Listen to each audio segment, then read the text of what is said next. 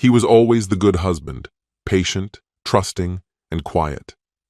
But when Arya, his wife, packed her bags for a harmless trip with friends, including the ex she swore was just a friend, something inside him snapped. She thought she could push him again, like always.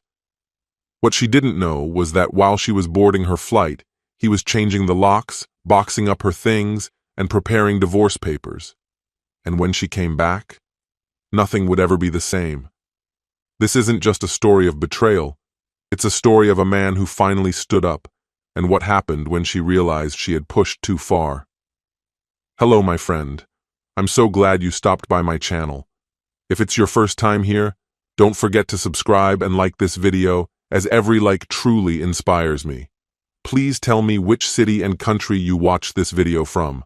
Now, let's get started. My name is Alexander, and for the majority of my marriage, I genuinely believed I was doing everything right as a husband.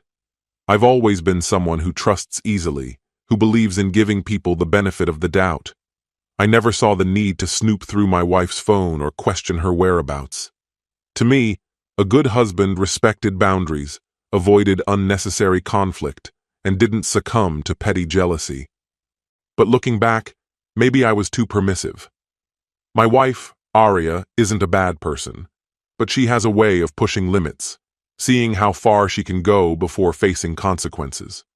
Sometimes it was minor, buying things we didn't need, coming home later than she promised. Other times, it was more intentional, as if she was testing whether I'd finally put my foot down. And then, there was Brian. I had long suspected that Brian was more than just a lingering presence from her past. He was her ex, and no matter how much time had passed, I knew men like him didn't just hang around for no reason. They wait. They hover in the background under the guise of friendship, patiently biding their time for an opportunity. I had voiced my concerns before, made it clear that I didn't trust him. Each time, Arya brushed it off as paranoia. "You're imagining things, Alexander. He's just a friend," she'd say, wielding the usual dismissive reassurances meant to make me feel like I was being unreasonable. And for too long, I let it slide. I convinced myself I was overthinking, that I was projecting insecurities. But trust has limits, and she was about to find out exactly where mine ended. One evening, while we were unwinding in the living room, she casually mentioned a trip her college friends were planning, a weekend at a beach house in the Bahamas, a chance to reminisce, unwind, and relive old memories. On the surface, it sounded harmless. I never had a problem with her spending time with friends. We always valued independence in our marriage, and I never tried to control her. But then she mentioned a detail that made my stomach tighten. Brian would be there. The moment she said his name, I understood that this wasn't just a passing update. She was watching me, waiting to gauge my reaction. This wasn't simply about the trip, it was another test. For years, I had been clear about how I felt regarding Brian. I wasn't a jealous man, but I wasn't oblivious either. He wasn't just an innocent friend. He was someone waiting for his opportunity. And this time, I wasn't going to act like I didn't see it. But I also didn't respond the way she expected. I didn't argue. I didn't recount all the times I had overlooked her choices. Instead, I met her gaze and said, "If you go, don't come back." She blinked, momentarily stunned, then scoffed. "Oh, come on, Alexander, don't be ridiculous." The usual excuses followed, the same ones she always used to downplay my concerns. "You're being dramatic. Brian is just a friend. Stop being so insecure." But this time, I didn't engage. I didn't plead my case. I simply kept my voice steady and told her, "Do what you want." And I meant it. She assumed I was bluffing, like every time before. She had no idea that this time, I was finished playing along. The morning of the trip, Arya moved around the house as if everything was normal. She hummed to herself while packing, neatly folding her clothes and pausing occasionally to check her phone, likely responding to messages from her friends about their upcoming weekend. Every so often she glanced at me, waiting for a reaction, expecting me to issue a final warning. But I remained silent. I just watched. Once she finished packing, she wheeled her suitcase to the door, then approached me and pressed a quick kiss to my cheek, as though my ultimatum had never been spoken. "Love you," she said lightly before grabbing her keys and stepping outside. I didn't reply. I simply stood by the window and watched as she loaded her luggage into the taxi, slipped into the passenger seat, and disappeared down the road. The moment she was gone, I got to work. First, I changed the locks. I had scheduled a locksmith the day before, and within the hour the house was secured. Next, I gathered her belongings, clothes, shoes, toiletries, carefully packing everything into boxes. I wanted her to have no excuse to return, not even for a forgotten sweater. The last step was the divorce papers. That morning, I called my lawyer and instructed him to prepare the documents. There was no hesitation, no second guessing. I wasn't making empty threats. I had warned her. She had made her choice. Aria believed that nothing would change when she came back, that she could go on her trip, laugh with her friends, enjoy her time with Brian, and still return to the life she had taken for granted. She was wrong. She was certain she had me figured out, that I would sulk for a few days, maybe ignore her at most, before inevitably giving in, just as I always had. But this time, she miscalculated. This time, I refused to be the man who allowed his wife to walk all over him. I wouldn't play the part of the devoted husband who endured her disrespect, only to welcome her back with open arms. I had drawn a line, and she had brazenly stepped over it. Now, she was about to understand what that meant. The morning she was due to return, Aria barely crossed my mind as I headed to work. As far as I was concerned, she was a relic of the past. My decision had been made, my plans put into motion, and my future set on a new course. I assumed she was still at the beach house, blissfully unaware that by the time she returned, nothing would be the same. But then, on the fourth day, 3 days ahead of schedule, she arrived. I wouldn't have known had it not been for the security camera I'd installed outside.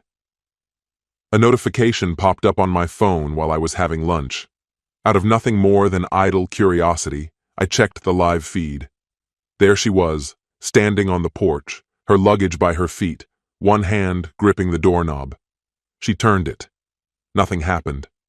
She tried again, and again, and again. I watched as her expression shifted from confusion to disbelief. She leaned in closer, inspecting the lock, and then it hit her. The locks had been changed. Panic flashed across her face as she scrambled for her phone. Moments later, mine vibrated in my hand. I let it ring a few times before finally answering. "Alexander," she exhaled, her voice unsteady. "I can't get in." "You don't live there anymore," I replied, my tone even, distant. "Your things are at your parents' place. You'll receive the divorce papers in a week or two." A silence stretched between us, heavy with her quiet, uneven breaths as she tried to process what I had just said. Then her voice shifted, pleading, desperate. "Alexander, please, just let me—" I hung up before she could finish. My phone immediately buzzed again. Once, twice, over and over. Her name kept flashing on the screen, but I ignored every call. After the 6th attempt, I switched my phone to Do Not Disturb. Whatever excuse she had prepared, I wasn't interested. Then came the messages. "Alexander, please talk to me. I messed up. I'm so sorry. It's not what you think." I watched the notifications flood in, but I felt nothing. Not anger, not sadness, just a hollow detachment. This was the same woman who had laughed when I told her not to go. The same woman who kissed me goodbye, convinced that I would never actually act on my words. And now she was begging me to listen. A new message appeared. "Please pick up. There's something I need to tell you." Still, I didn't react. Instead, I reopened the camera feed. Aria was pacing, her face flushed, hands shaking. She looked frantic. Tears streamed down her cheeks as she pounded on the door, shouting my name, pleading for me to answer. Then, suddenly, the messages stopped. A voice note appeared. I hesitated for a moment before pressing play. Her voice crackled through the speaker, thick with sobs, desperation woven into every word. "Alexander, please, please listen to me." She gasped for air, barely able to speak. "You were right about Brian. I should have listened. I never thought this would happen." Her breath hitched, her words fractured. "I drank too much, and when I woke up, it was—" A choked sob cut through the recording. "Brian did something. He recorded it. He's blackmailing me." A pause. Then, barely a whisper. "I'm telling you now because I don't want you to hear it from someone else." Another wave of tears overtook her. "Please, Alexander. I don't know what to do. I need you. I swear I never meant for this to happen." She was reaching for salvation, hoping that because she had suffered, I would rush to her rescue, that I would clean up the mess she had made.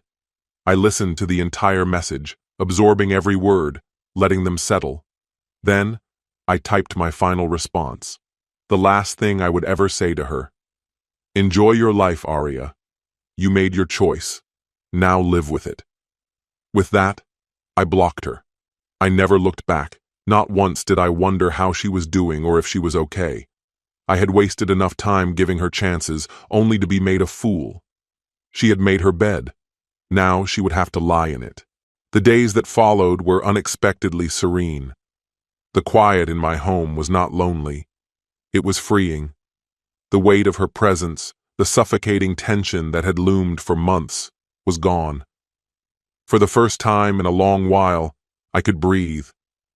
But peace is a fragile thing. It wasn't that I missed her. I didn't. It was the betrayal that gnawed at me, festering like an unhealed wound. The knowledge of what she had done, what she had been so willing to do, lingered. She had gone off for her little weekend of deception, fully believing I would sit idly by, waiting for her return like some lovesick fool. She had underestimated me. She had been wrong. She had been wrong. I owed her nothing. Not an explanation. Not another moment of my time. There would be no more second-guessing, no more wondering if I had been too harsh. I was finished with her deception, done sacrificing my own well-being just to maintain her comfort. For too long, I had been the steady force she relied upon, her sanctuary in the storm. But that role no longer belonged to me. Now, I was someone different. Someone who had chosen himself. Days passed sluggishly, and eventually, Aria's messages stopped. She understood, at last, that I wouldn't bend. But then, the inevitable happened. A knock at the door. It came sooner than I expected, sooner than I would have liked. Of course, Aria was never one to slip away quietly. She was grasping at the remnants of control, making one final desperate bid to reclaim her influence. I was in the living room, a warm cup of coffee in my hands, when the doorbell rang. I froze, listening. No deliveries were scheduled, and I hadn't invited anyone over. Setting my mug on the table, I moved silently toward the entrance, peering through the peephole. And there she was. Aria stood on the porch, her hands trembling, dark circles shadowing her eyes. It was clear she hadn't slept in days. The sight of her gave me pause. This was a version of her I hadn't seen in years. But that brief flicker of familiarity did not erase the truth. She was no longer the woman I had once cherished. The girl I had loved was gone. In her place stood someone who thought she could reappear as if nothing had changed, as if she could demand my attention and expect me to yield. My fingers hovered over the doorknob. For a fleeting second, that old instinct stirred, the reflex to let her in, to believe that maybe, just maybe, what was broken could still be mended. We had shared so much, years of our lives entwined. A part of me longed to believe that it wasn't all beyond repair. But then I remembered. I remembered how easily she had let me go, how little my presence had meant when she had a choice. No, I wouldn't make that mistake again. I opened the door just enough to face her. She stepped forward, her breath unsteady, her eyes pleading. "Alexander," she murmured, her voice barely above a whisper. "Please, we need to talk." I didn't move. My arms remained crossed, my posture unwavering. "No, Arya." She blinked, as though she had misheard me. "What do you mean? We can fix this. We can figure it out, together." The desperation in her voice might have been convincing once, but not now. I recognized the game. It was the same tired manipulation, twisting the situation, making me feel like the villain for standing my ground. She wanted me to believe that refusing her was cruel, that walking away was an act of malice. "I don't want to fix anything," I said, my voice void of warmth. "You made your choice. You left. Now live with it." She recoiled, clearly not expecting such finality. For a moment she seemed lost, the weight of reality crashing down on her, but she wasn't finished yet.